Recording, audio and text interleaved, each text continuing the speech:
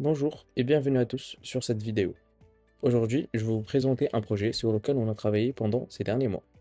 C'est un jeu vidéo interactif, éducatif, conçu avec Unreal Engine.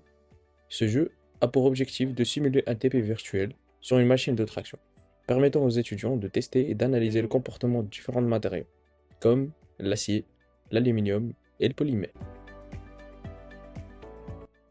Le jeu se déroule dans un labo virtuel, où un enseignant guide l'étudiant à travers les différentes étapes, pour mieux comprendre le TP de traction. Nous avons voulu créer une expérience immersive, interactive, où chaque clic compte. Par exemple, la première phase du jeu consiste à prendre en main la machine de traction. L'enseignant virtuel explique les différentes parties de la machine, les morts, l'extensomètre, panneau de contrôle et la traverse. Chaque composant a un rôle spécifique. L'utilisateur doit répondre à des questions pour valider ses connaissances. Ces détails sont essentiels pour comprendre le fonctionnement de la machine, et c'est ce que le jeu met en avant. Une fois la machine maîtrisée, on passe à l'installation de l'éprouvette. Cette étape est cruciale, car une mauvaise installation peut fausser les résultats du test. On a voulu rendre cette étape un peu plus réaliste, en intégrant des vidéos qui expliquent les bonnes pratiques, et des QCM qui permettent de vérifier que l'utilisateur a bien compris les enjeux de cette étape. Maintenant, on passe à la troisième étape. Puisque l'éprouvette est installée, on peut lancer les tests.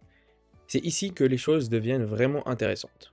On observe la déformation de l'éprouvette, on analyse les courbes de contraintes et de déformation, on découvre les propriétés mécaniques du matériau. Nous avons intégré des formules et des explications pour aider l'utilisateur à comprendre les concepts, comme la contrainte nominale, la contrainte vraie, ou encore la déformation logarithmique.